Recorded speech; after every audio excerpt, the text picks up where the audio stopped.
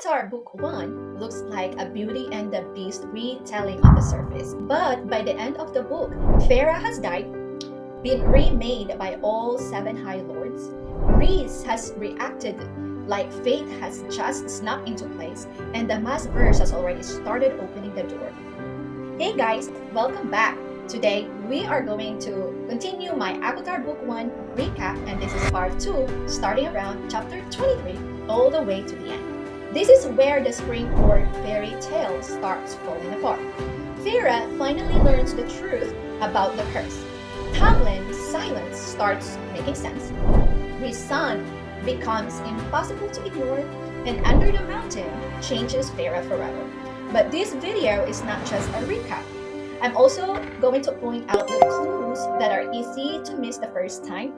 Nesta resisting the glamour, Rhys seeing through Feyre's disguise, the music in the cell, the bargain tattoo, the Midgard burn, and Rhys' reaction at the very end.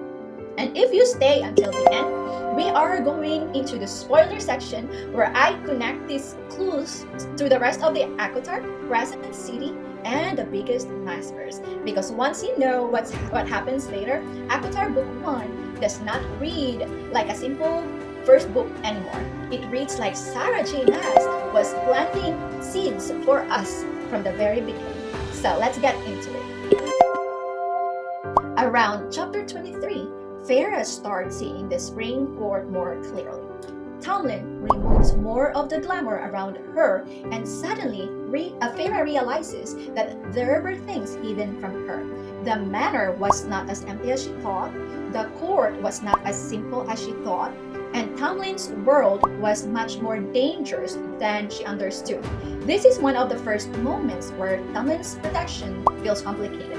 Yes, he was trying to keep Feyre safe, but he also kept her blind, and that matters because Feyre has been living in this beautiful spring court dream without knowing the rules of the nightmare around her.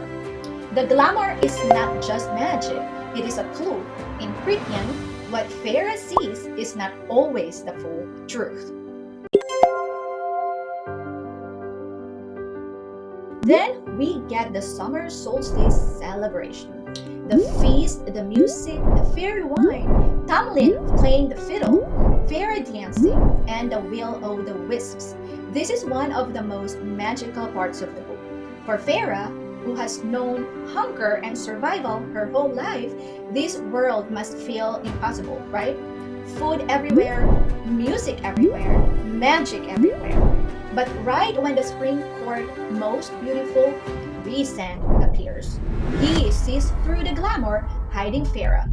And when he asks for her name, Feyre lies and gives him Claire Better's name. At the time, it feels like a survival move, but later, the lie has a consequence. This is one of the first reminders that in fairy stories, name matters. Feyre lies to survive, but someone else pays for it. After Rhys finds Feyre, Tamlin sends her back to the human world. Before she leaves, he tells her he loves her. And Feyre does not say it back. Not because she doesn't love him. I think she does, but Feyre has spent her whole life surviving. She is not someone who easily says what she feels, right? And that silence becomes devastating once we learn the truth. When Feyre gets home, her family is safe, they have money, food, comfort, everything she thought she wanted, but she feels empty inside. She realizes safety is not the same thing as belonging.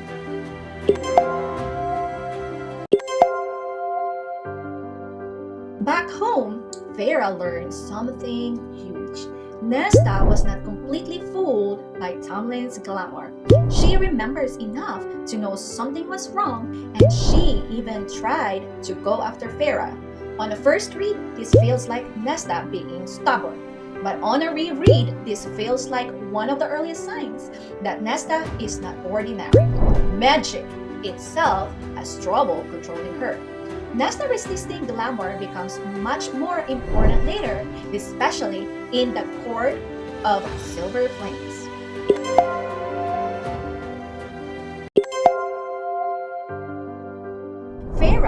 realizes something is wrong and returns to the spring court.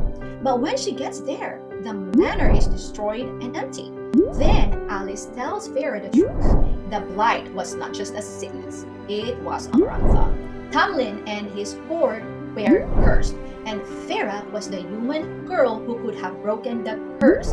If she had told Tamlin she loved him before she left, the curse would have broken. That is the tragedy. Feyre was always the answer. She just did not know the question.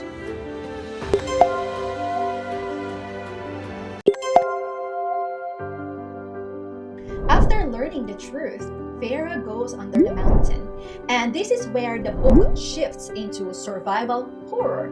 She is captured, brought before Amarantha, and sees Tamlin trapped at her side. She also sees what happened to Claire better because of the false name she gave Rhys.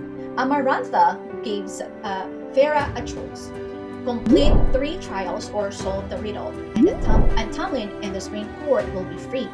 Feyre accepts. Under the mountain is where Feyre stops being protected and becomes the one making the choices.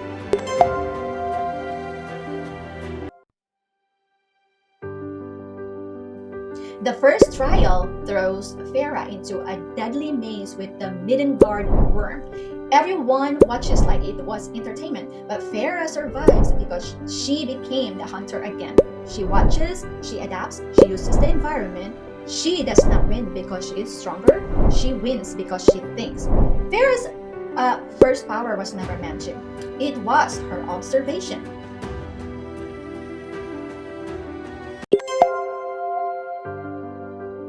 Rhysand becomes the suspicious ally. Rhys is complicated in this section. Publicly, he humiliates Feyre, right? He makes bargains. He parades her in front of everyone. But privately, he saves her. He heals her arm. He helps her survive. He protects her in ways she does not fully understand yet. And that contradiction is the clue. Rhys is not written to feel safe here, but he is also not simple. The eye tattoo, Feyre's feels like ownership at first, but on a reread, it also feels like Feyre being pulled toward the Night Court.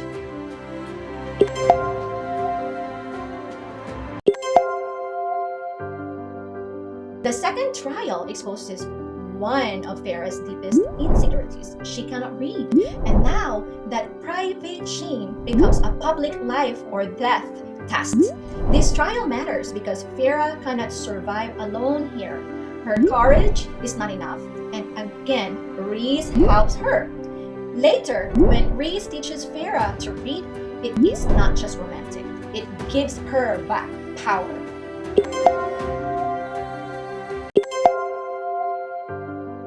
There is a quiet moment where Feyre is alone in her cell, close to breaking.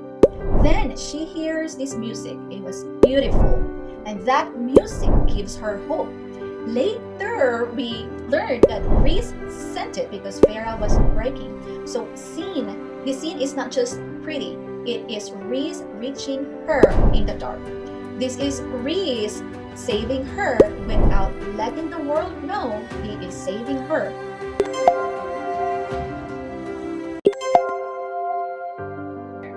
Amarantha feels like the whole nightmare in book 1, but Hybern is already being seated in the background. Feyre overhears the author speaking with someone connecting to Hybern, right? And that is the book quietly saying that Amarantha is not the end of the problem.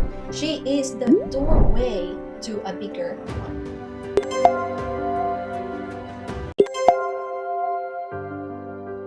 The third trial is brutal.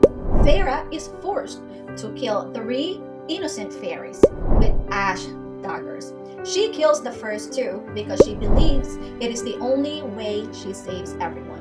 And then the third hood is removed, and it is Tamlin. This is when Feyre remembers the clue. Tamlin has a heart of stone. Not metaphorically, but literally. She stabs him, the blade hits stone, and she completes the trial. The clue was hidden in plain sight. And Feyre survives because she listens.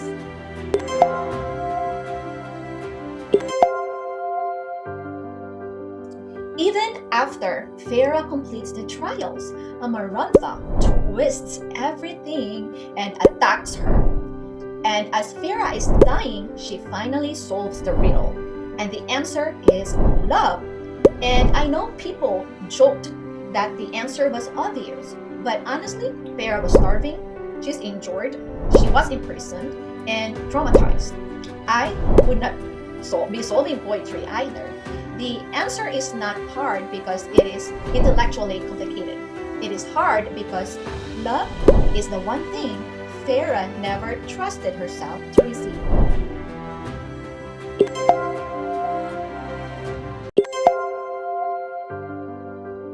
On the surface, the ending looks like a fairy tale. Amarantha is dead.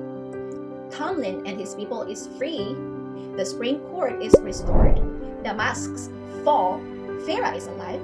But emotionally, this is not a clean, happy ending. Feyre is traumatized.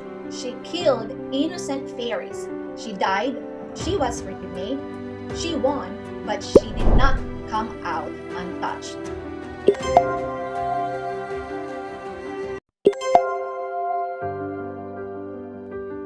Then Rhys comes to say goodbye to Feyre. He looks at her and something happens. He reacts very strongly and then disappears. When during a first read, this feels strange. On a reread though, this is everything. This is the mating bond moment, or at least the moment Rhys fully understands what Feyre is to him after she is remade. Tamlin may have been the first romance, but this moment tells us he is not the final answer.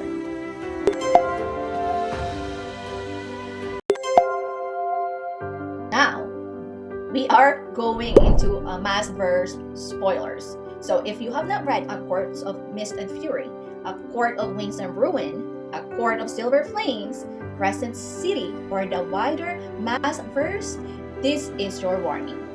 Nesta resisting the glamour is huge. After A Court of Silver Flames, it feels like the first sign that Nesta's will is not normal. Later, she is made by the cauldron, steals from it, creates made objects, and becomes tied to death, the throne, and ancient power. So when magic does not fully control her in Book 1, that is not random.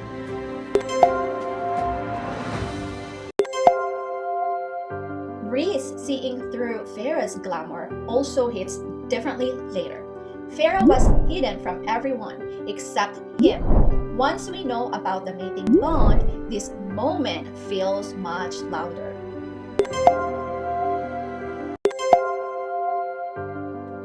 The first trial has a massive Maasverse breadcrumb, the Midgard worm. After Crescent City and Midgard, that name feels suspicious, right? And in House of Flame and Shadow, Bryce and Nesta encounter a Midgard worm. So this detail feels way less random now.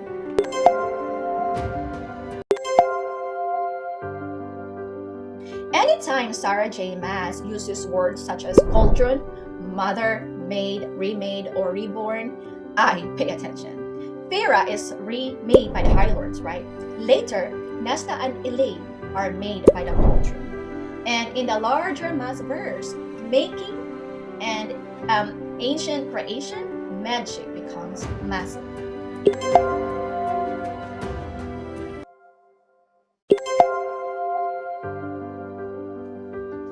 Feyre being remade by all 7 High Lords is huge. She does not just become High Fae. She receives power from every court: spring, night, autumn, day, summer, winter, dawn. And later, this becomes the foundation for the powers she manifests.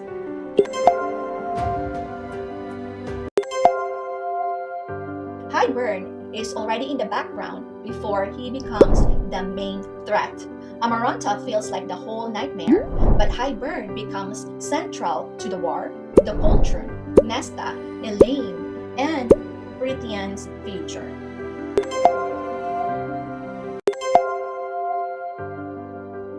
Once you know Crescent City and House of Flame and Shadow, ACOTAR Book 1 feels much bigger. Prythian is connected to Midgard. The Daglan are connected to the Astery. The Dusk Court matters. The prison matters. So even when Book 1 feels like Spring Court and Under the Mountain, it is happening inside a much larger cosmic history. If you made it this far, tell me which clue you missed the first time. Nesta resisting the glamour, Rhys seeing through Feyre, the music in the cell, the Midgard worm, or Rhys stumbling at the end. Because honestly, on a reread, all of this moment feels so much louder. And next, we can either continue to A Court of Mist and Fury or do a full Maasverse theory breakdown from ACOTAR Book 1. Thank you for watching, and I'll see you in the next one. Don't forget to like, comment, and subscribe.